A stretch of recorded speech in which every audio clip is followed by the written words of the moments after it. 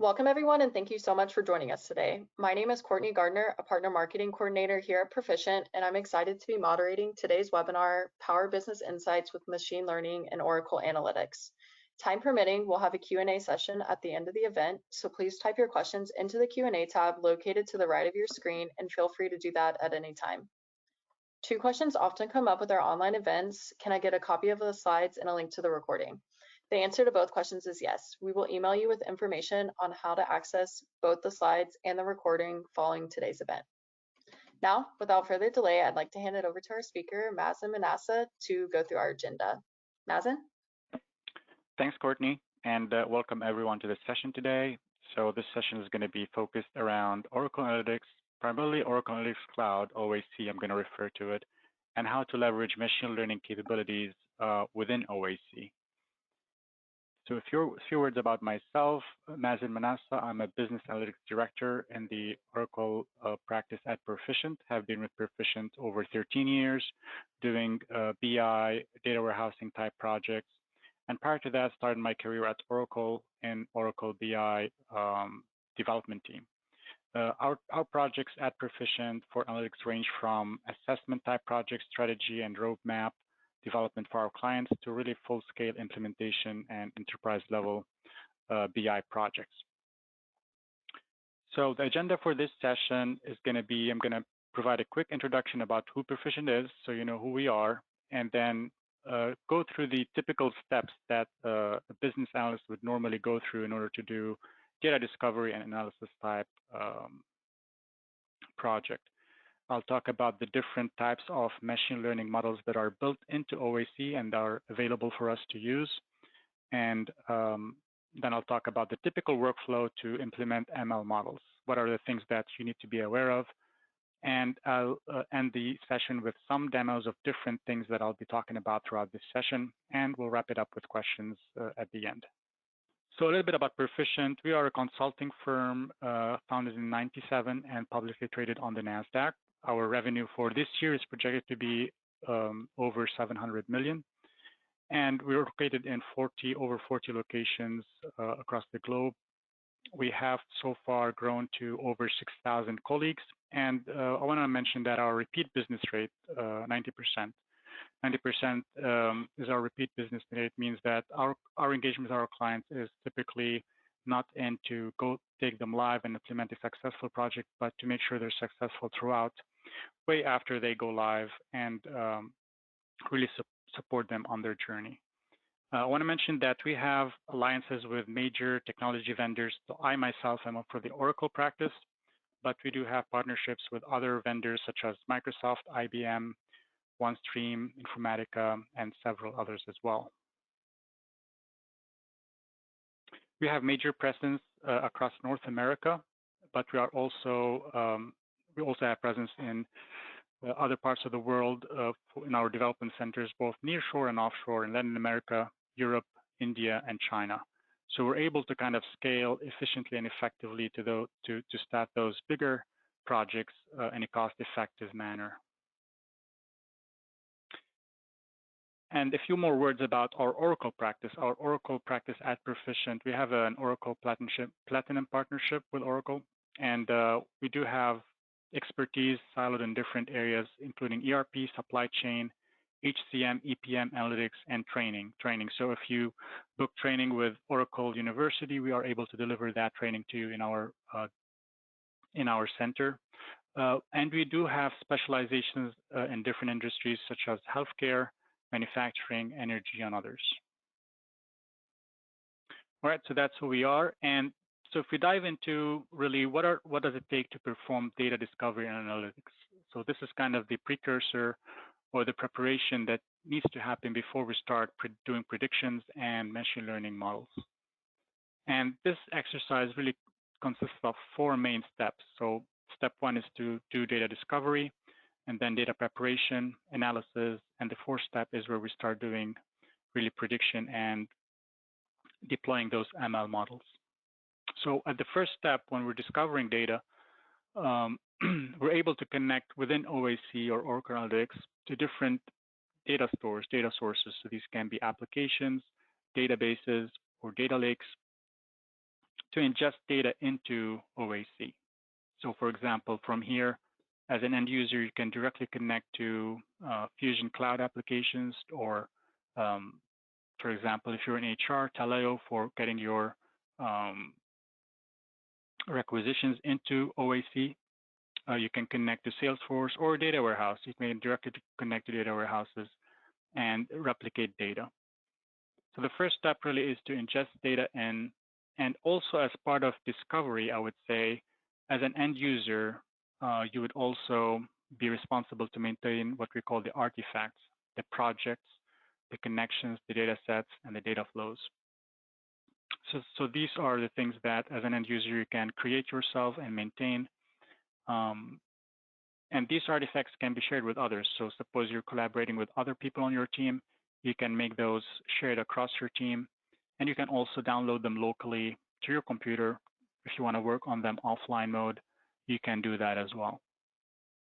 All right, so the second step, after you've kind of connected to the data sources, you've ingested data in, the second step would be to prepare the data. And OAC offers different means of doing that. What we're looking at here is an example, which is a spreadsheet-like data set where we have a preview of the data, and we're able to quickly apply functions to, for example, remove duplicates, standardize inconsistent values, apply expressions, and also apply some data enrichment. So you can take a data set and then enrich it with additional attributes.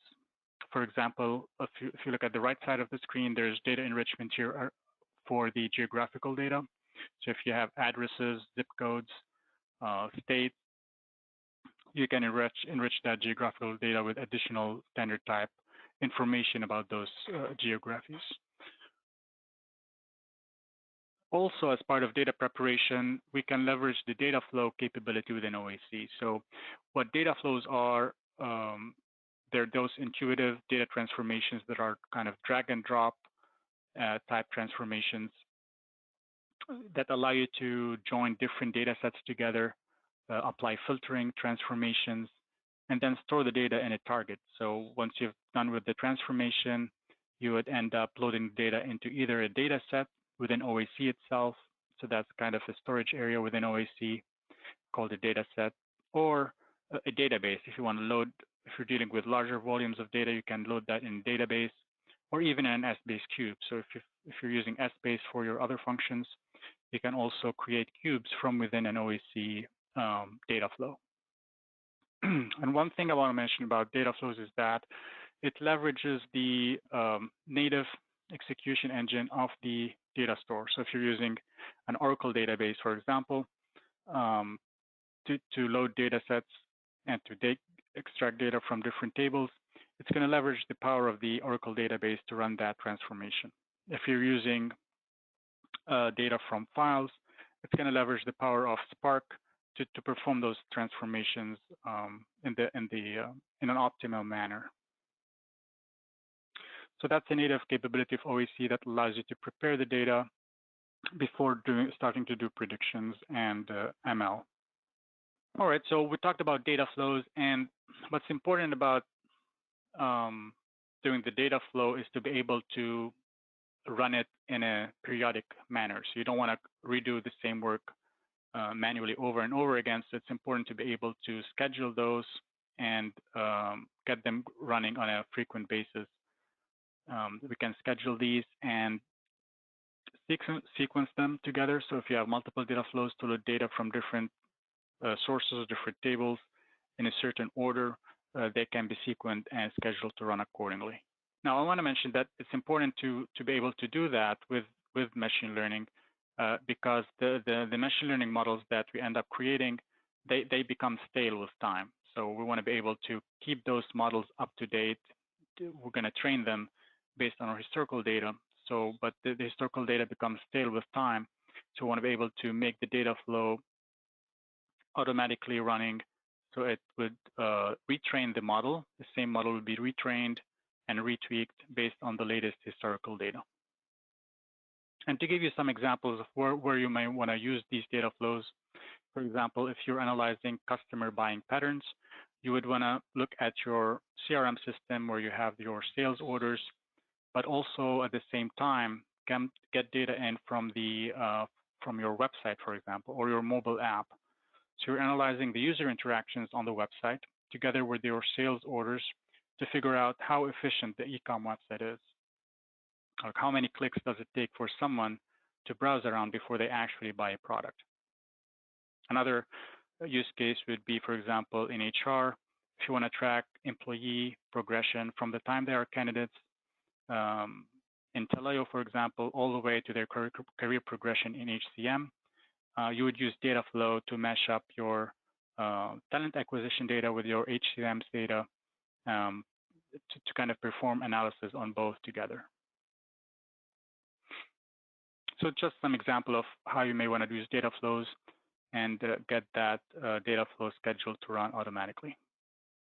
And then, so once you've prepared your data, you're ready to start analyzing it.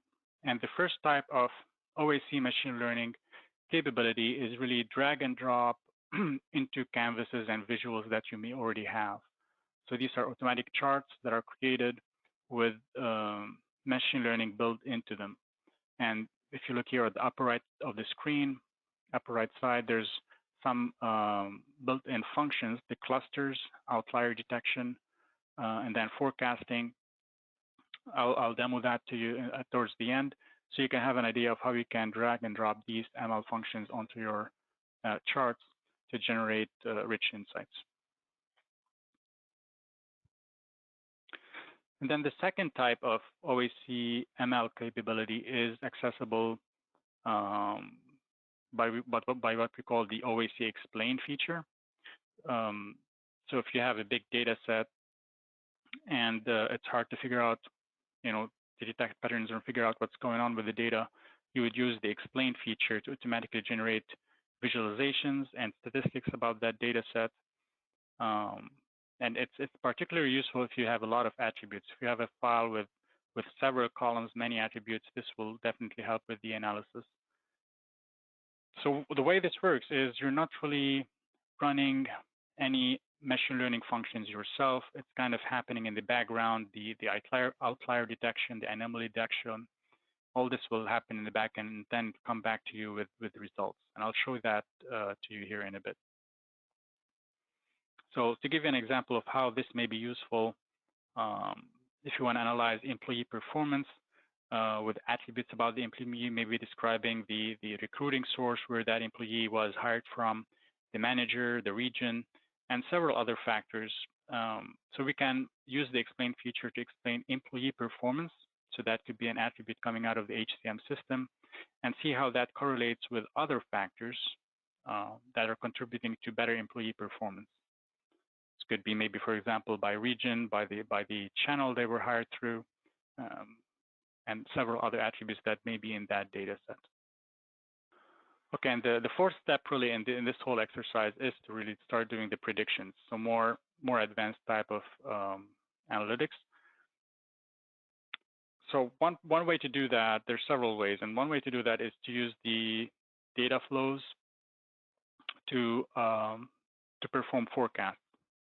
So forecast is an example of a prediction, numeric prediction, and there's built-in algorithms to do that. In OAC, there's, for example, the ARIMA, the seasonal ARIMA, and the exponential smoothing. And if you have a time series data set and you want to forecast, this could be as simple as drag and drop on a canvas visualization, or if you're using data flow, you can also leverage that function to generate the forecast. Another example would be if you have a lot of textual data, if there's data that consists of text, these can be comments that a user or a customer is entering. For example, think about reviews or feedback that people write in text. It may be hard to figure out what's involved in all these texts, but sentiment analysis is going to generate positive, negative indicators based on the text that is entered. So very powerful AI type functionality that is also available using natural language processing. And if you want to do more advanced type analytics, if you're a data scientist, you can also use custom scripts. These can be Python or R scripts, and consume these scripts from within OAC as well.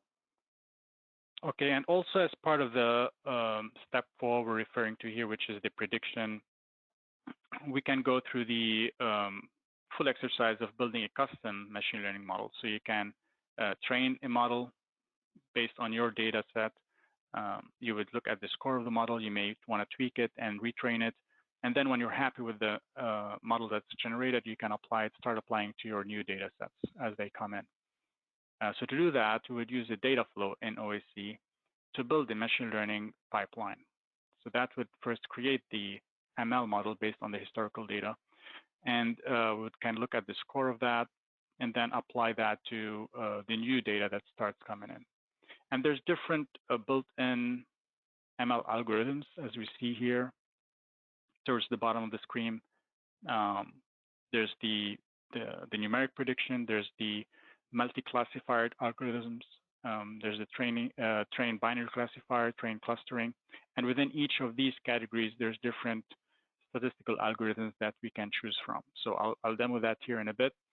But the idea here is the data flow function can be as simple as what you see in the upper part of the screen, where you can do aggregates and filtering and simple transformation.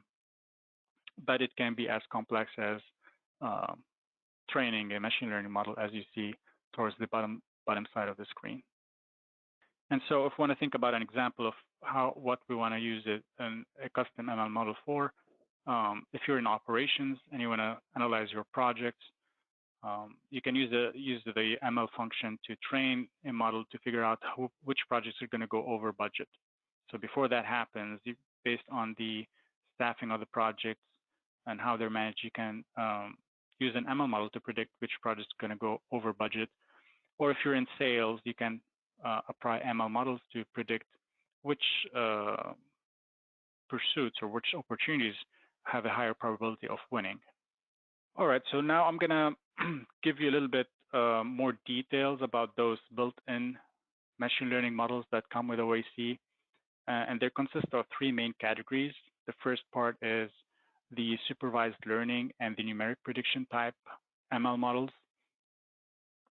So these, as you see in the middle of the screen, the models have different scripts. So because as you go into to generate a model, it's going to ask, okay, which algorithm you want to use: the CART, elastic, net linear, regression, random forest.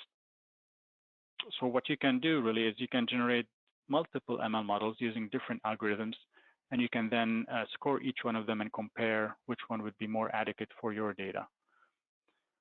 So here's an example how you can use this. If you want to predict how many service technicians do you want to do if you're in a service department, how many technicians do you need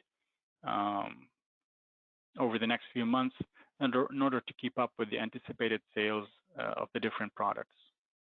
So this is a good way to forecast your staffing requirements. Or if you're in a warehouse, if you're dealing with supply chain, how many units, the quantity that you need to stock on in your warehouse in order to keep up with the demand.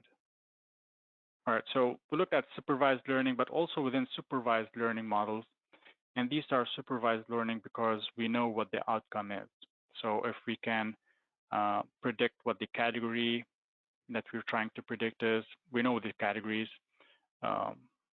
we know the distribution or the labels. That's why we call them supervised learning. And they can be either multi-classifier or binary classifier. So multi-classifier type algorithm is an algorithm that would predict more than 2. So for example, if you're trying to look at your product lines or product families, you want to predict which product families to sell. These are predetermined. You know what your products are, so they are supervised in that sense that you know what the categories are.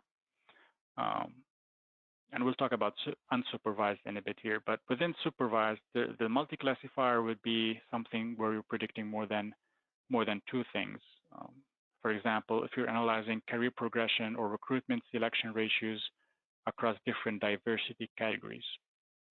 So you know your diversity categories, and you're trying to work through that list. That's why it's a multi-classifier. Or what is the next best product to recommend to a customer? Again, that's an example where we're dealing with a supervised learning example.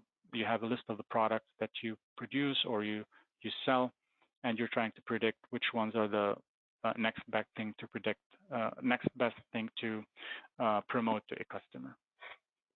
And in a similar way, we have the binary classification type algorithms. So these are either or, kind of a yes or no type prediction.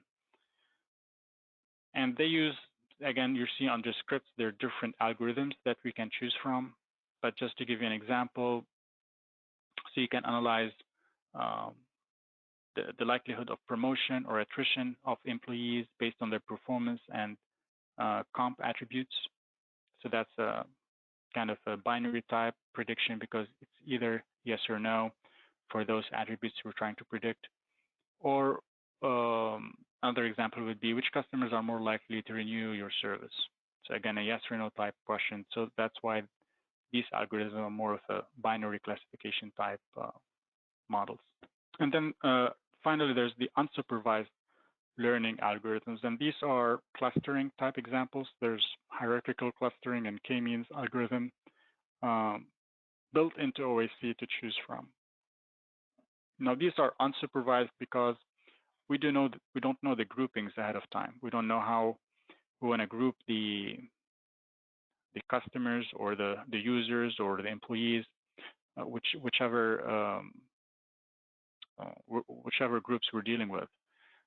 For example, which hiring channels produce better quality hires by job and location? So in this example, we don't know ahead of time which combinations work well together. Is it just this job function or that job function? Is it in this location and hired by this channel? We do not know. That's why it's unsupervised. And the way it works is it's going to look at the historical data to predict which groupings kind of correlate together. In this example, we're looking at the hiring channels, the job functions, and the locations. Another example, if we're dealing with customers and marketing, which customer cohorts are more responsive to specific types of trade promotions? So again, you don't know how the customers are going to be grouped, but you know they have certain buying patterns in the past, and you can use that data to cluster customers into certain groups to figure out which promotions work more effectively with certain groups. So that's an example of unsupervised learning, and typically there's kind of a predefined way of going about generating the machine learning models and using them. So we would have to kind of break your historical data into a subset that will be used for training the ML model, and then another set of the data to validate the data. So typically 75% of the historical data you would use to train the machine learning model, and then the rest of the data, 25%, you use that historical data to validate the ML model and make sure that it's accurate enough before you start using it for your new data that starts coming in. Okay, so there's 3 steps involved here. We train the data based on the 75% of the history, and then we score the model using the 25%, as I've said, and then we apply the model to the new data set. That's kind of the typical approach of dealing with machine learning. Now with OAC, if you look at the right side here, things are similar, but it's kind of more streamlined. It's less heavily involved because breaking up the historical data into the 75% and the 25% may not be an easy task. You want to be able to kind of randomly do that separation between the training data and the validation data, so you don't end up skewing up the result set. You cannot just, for example, take the chunks of data based on the time period or based on certain locations or departments. That would definitely kind of skew the results. So the nice thing about OAC is that all we need to do here is select the historical data set. We select the historical data set and ask OAC to use a certain algorithm to generate a machine learning model. And that's what's going to do. It's going to automatically split up the data set into the training data and the validation data. It's going to score the data, the ML model, and it's going to give us the score. Once we have the score and we're happy with it, we can retrain it. But once we're happy with it, we can apply that model to a new data set as it starts coming in. So it's really a two-step process in OAC. And once we're happy with it, we're applying it to new data, we can do one of two things. We can either apply it directly on a canvas in a data visualization. We're going to be calling them workbooks from Yimnon, but it's nothing but a project. So if you have a data visualization project or workbook, you're going to be dragging and dropping these ML models or creating scenarios with the ML models onto the visualization directly. The other option is to use the ML model that you're happy with in a data flow. So you end up doing the prediction within the data set, and you can store that in the database, or you can integrate it with other applications. So that's the power of using a data flow with the ML model, because you can feed that data into other systems. For example, if you're dealing with customer information and you're clustering those customers or creating customer segments, you can feed the output of the ML model into a CX system that you can use for segmentation and promotions. All right, so that's the typical workflow, and I'm going to show you an example of how to go through this whole process in a bit. All right, so now we get to the more interesting part of the session here to show you some of these things that I've been talking about. I'm going to show you 3 different demos. The first one is more of the simpler drag and drop, ready to use ML functions onto a canvas. So I'll show you an example where we're forecasting HR voluntary versus involuntary terminations. And the second example is leveraging the explain feature. I talked about the explain feature that would automatically run those ML models in the background for us. So I'll show you how that works using another HR use case with exit surveys. So once employees exit or terminate with the company, they would sometimes fill up those exit surveys. And there's several questions in those surveys normally, so it's hard to figure out correlations or trends in the data. But we'll use that explain feature to analyze the exit survey data. And the third part of the demo is going to be about really creating custom-built ML models. So I'm going to train and score a binary classifier ML model for predicting voluntary terminations. And then we're going to apply that model and show you how it works on a data visualization project. All right, so with that, I'm going to switch over to my OAC environment and start diving into those demos. All right, so the first example I'm going to show is the forecasting function on a data visualization. So I'm going to open up my, I have a workbook that I've started working with here, the HR data for terminations. All right, so I've got a canvas that I've already started working with here, but I'm going to add a linear trend graph using my terminations data.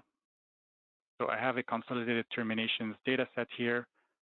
Because I'm using, in this example, multiple HR systems, so I've consolidated my data sets for terminations into one folder. And that way I can access all my terminations, whether it comes from the first system or the second from the same place. So I'm going to go to first pull in the number of terminations. So all I'm doing is double clicking on those columns here. I'm going to look at them by the termination date. Strong column. All right, so I get a trend line of terminations over time. Let me zoom into this and let me apply a filter on the termination date. Say I want to look at things after August.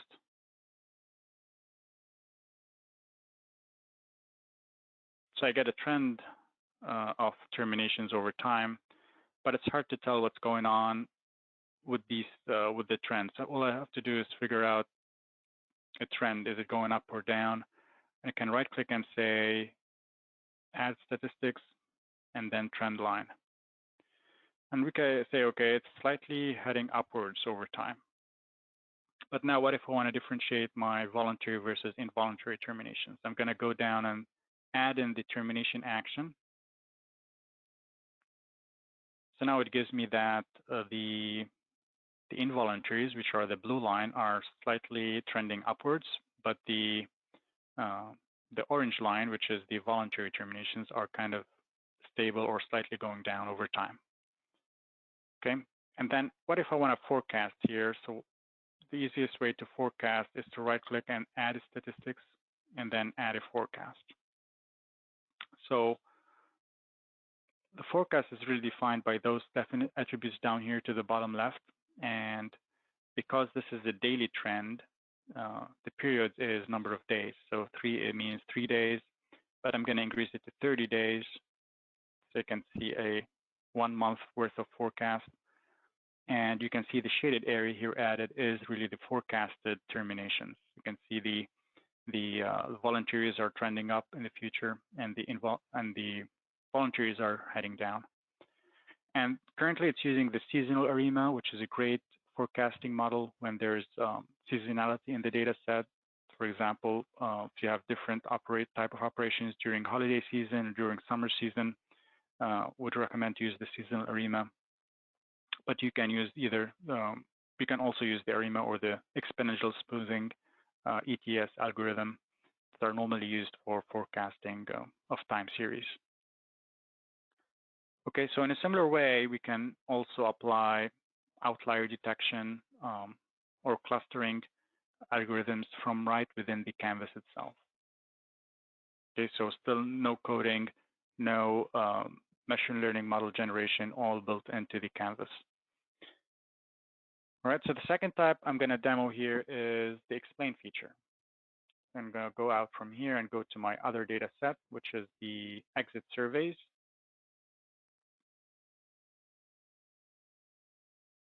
So once this one opens up, it's going to show a canvas with some insights, and this is kind of the end result of the explain exercise.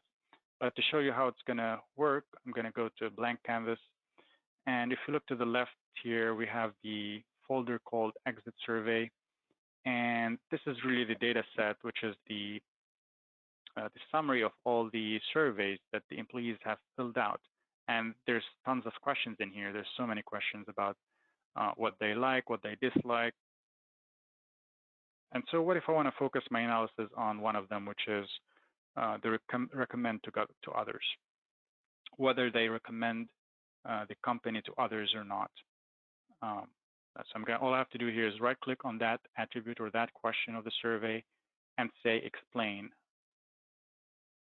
Right, so what it does now, it's coming back with results about that question that I clicked on, recommendation to others. And if you notice here on the left side, there's 4 main tabs. The basic facts is going to give us basic statistics about that data set, the exit surveys. Then there's the key drivers, the segments within the list of employees who terminated, and then anomalies within the data. So starting with the basic facts, so it's telling me here that out of the 601 surveys filled out, there's 69% who answered yes, they would recommend the company to other, and then 24% answered no, and then 6% were neutral or did not answer that question. And if I keep scrolling down, it's going to show me the basic statistics about that question I clicked on, which is recommend to others, in relation to all the other attributes or questions in that survey. So how does recommend to others correlate with the years of service? Those who spend more time with the company are more likely to recommend to others. Or for example, there's a question about comp here. And there's a long list of insights. I can keep scrolling here and find all the correlations to the other questions. But to give you an idea that once you see something that you like here, you can select it. So I'm selecting a few of them here. And what's going to happen at the end of this is it's going to create that canvas for me automatically based on the insights that I've selected. Okay, so I've selected a few of them here on the first tab, and I'm going to click on the second tab, which is the key drivers.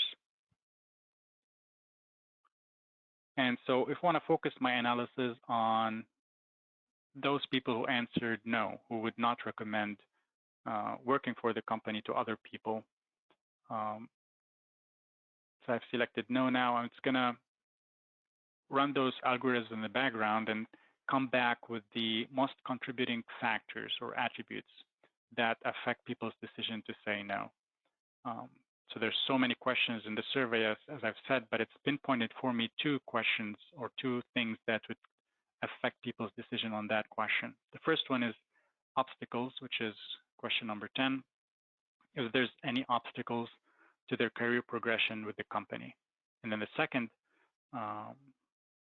attribute that it found to be a strong correlation with the question I'm looking at is the recommend to others sentiment. So because they can enter text in that survey, there's sentiment analysis that would determine if that text is a positive comment about the company or is a negative comment. So between all the attributes, there's those 2 things that kind of impact people's decision to say no on that question. And we can see here starting to come back with more details about those 2 attributes. So you see for the obstacle, those who said yes, there's an obstacle to their career progression, they would not like to recommend the company. So I'm going to select those 2 insights. And this one here is about the sentiment analysis. You can see the more people said negative in their text, in their comments, they said negative things, then they're again more likely not to recommend to others. All right, so keep moving along to the third tab here, segmentation. So what this tab does, it's going to segment the terminating groups, the terminating people into different groups. This is an example of the unsupervised learning type machine learning. We're not doing the model itself. We're not applying it. It's already done automatically in the background for us. And this, for example, is a segment where it sees that 95% of who said yes, recommend the company to others, had a company overall rating greater than 2, and the salary appropriate answer when they answered the survey. And so the last part of this would be to look at the anomalies. These are the exceptions that do not follow the common trend. So this will tell us which employees in which departments, job functions, or HR segments are not going to follow the common trend for their groups. And once we're happy with our selections, we can click on Add Selected. And that's what's going to create the background that we're seeing here. This is the pre-built kind of dashboard that we can then take and filter or customize further, but it's a good starting point for our analysis to start with. All right, so we've looked at the first 2 examples of doing ML functions in OAC. I'm going to show you now how to go about training a custom ML model, scoring it, and then applying it to new data sets. So to do that, I'm going to create a data flow.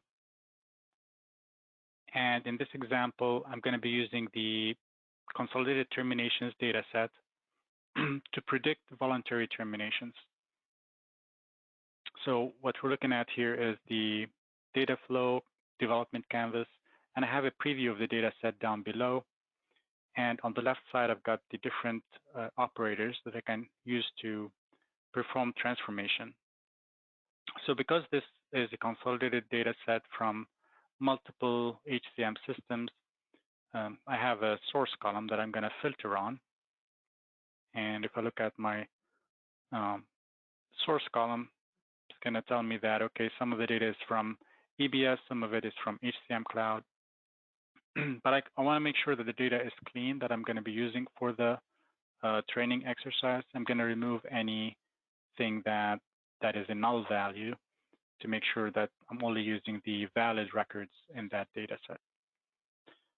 Okay, and then I can apply more transformations in here, but I'm going to keep it simple and just select the columns that I need. So out of the full data set that I'm dealing with, I want to take out anything that does not help in training the ML model. For example, the actual termination date of an employee is not something I want to feed into the training of the model, because that's something that happens after the fact.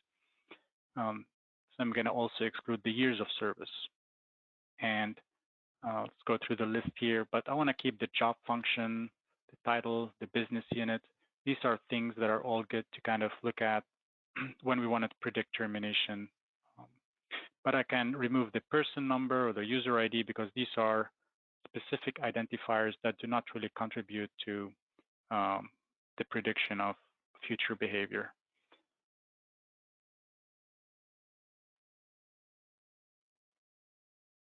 All right, so I've excluded the columns that I don't think are going to be meaningful, and I kept the columns I want to use.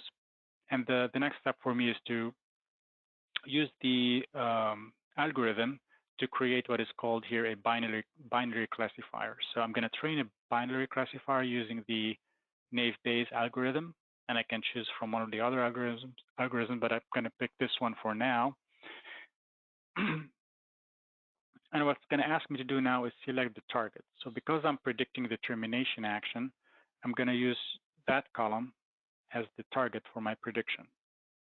And I know that the values of the termination action are either voluntary or involuntary. So one of those two. That's why it's a binary classifier algorithm in this case. So the positive class, normally it's a yes or no prediction, but for our situation, it's defined as voluntary or involuntary. So I'm going to use voluntary as a positive class prediction for this algorithm.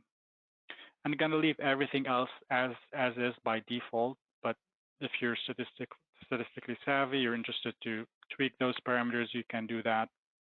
But one thing I want to point out here is the thing I mentioned earlier about the historical data versus the validation data.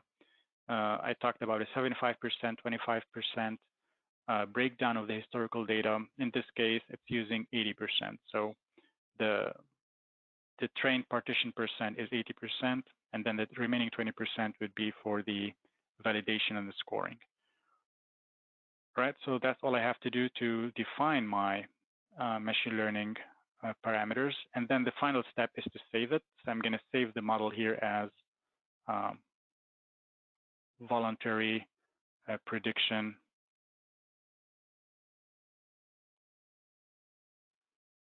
model. So this is the name of the model that we can refer to and apply later on. But when I save it, it's going to ask me for the name of the data flow. This is the data flow that would generate the model. So I'm going to give it a name as well.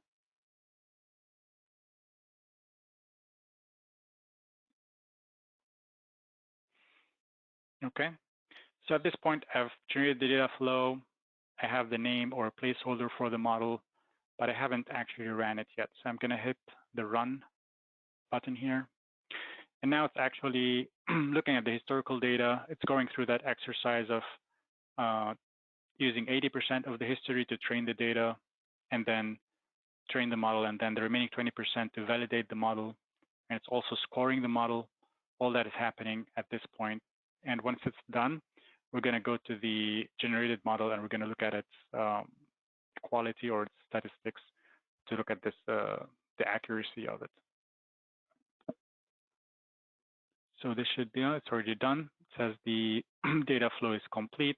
So now I can go to the machine learning portion of OAC, which is right here, and it tells me, okay, this voluntary prediction model demo, the one I just created just now, I can go to inspect and look at the quality of the model.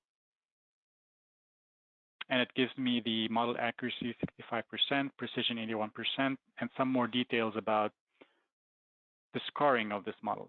So for example, if you look at the blue cells here, these are the ones that worked out, voluntary predictions that were correct. And the red cells are indicating the ones that did not hit a correct prediction. So you have an idea of how precise it is with the voluntary and involuntary. And if interested, you can share this model with other people. but you can also look at more detailed analysis, the F1 score and the precision of the model if you're interested to do that, but we don't have to. So I've generated the model, and now I'm going to apply it. So to do that, I'm going to create a new project, and if you want to do something very detailed by individual person, so I'm going to use the person number. And then to apply the model, I can come here and say create scenario. And I'm going to select the model I just created, which is this one up here, created just now, and hit OK. And what it does, it's going to add this folder here with the termination action prediction and the prediction confidence. So I've added those to my canvas, and maybe easier to read in a table first.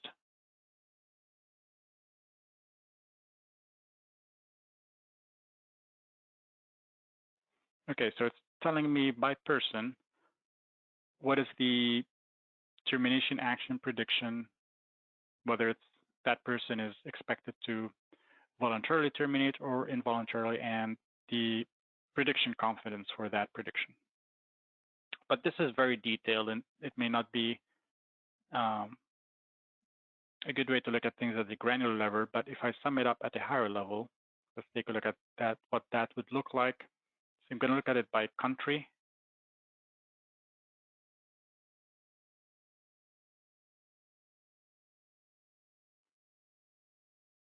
So now we're looking at number of terminations predicted by country, and we use a bar chart here, a horizontal bar chart.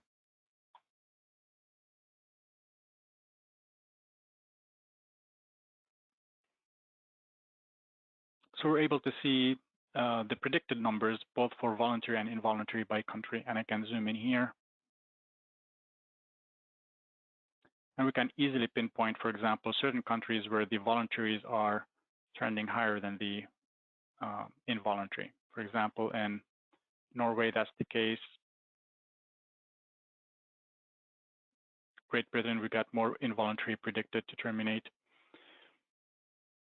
So that's how you can apply a model directly on the canvas. And the other approach is to use it in a data flow, as I've mentioned earlier, because that will allow you to store the prediction and then integrate it with other systems. So that's pretty much it, what I wanted to demo for today. With this, I'm going to turn it back to Courtney and see if there's any questions.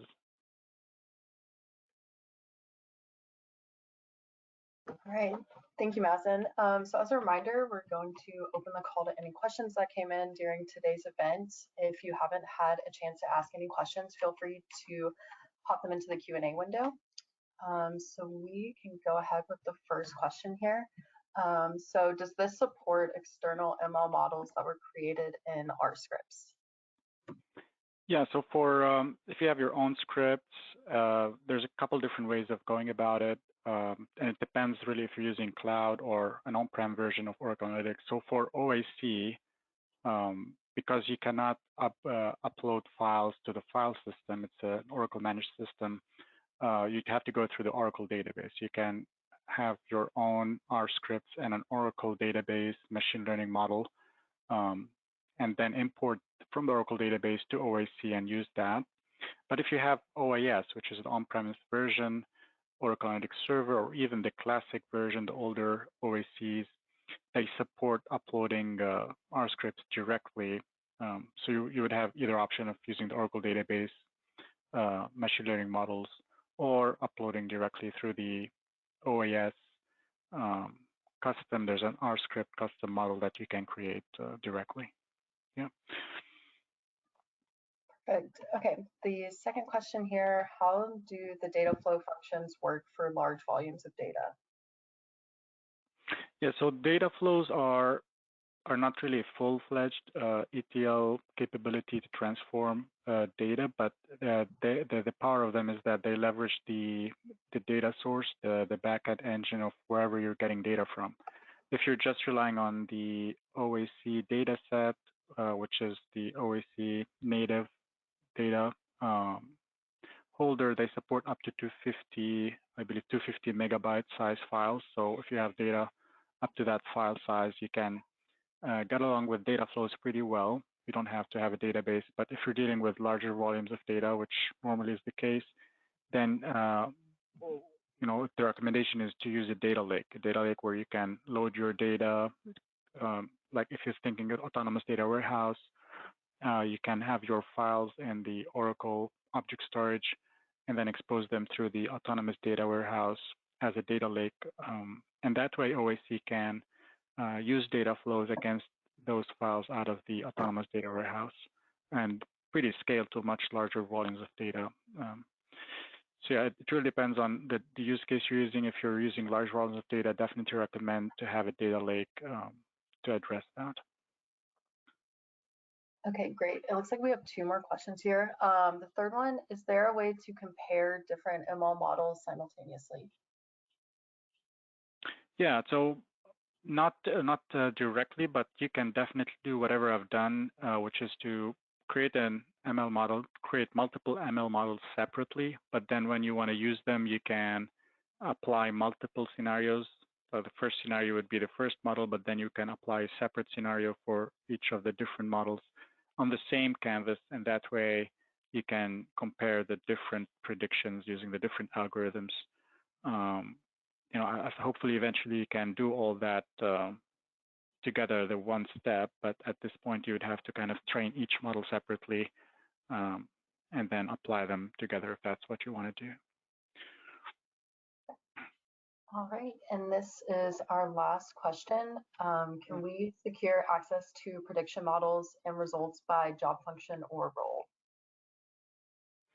Right, so yeah, all the artifacts in OAC are pretty flexible on applying security. So whether it's the data flow that is used to create the model, or the data model itself, or the resulting data set, all these can be secured by the owner of these things. So you can say, okay, share this model or this data set with another user, or maybe a group, the role that applies to a group of users.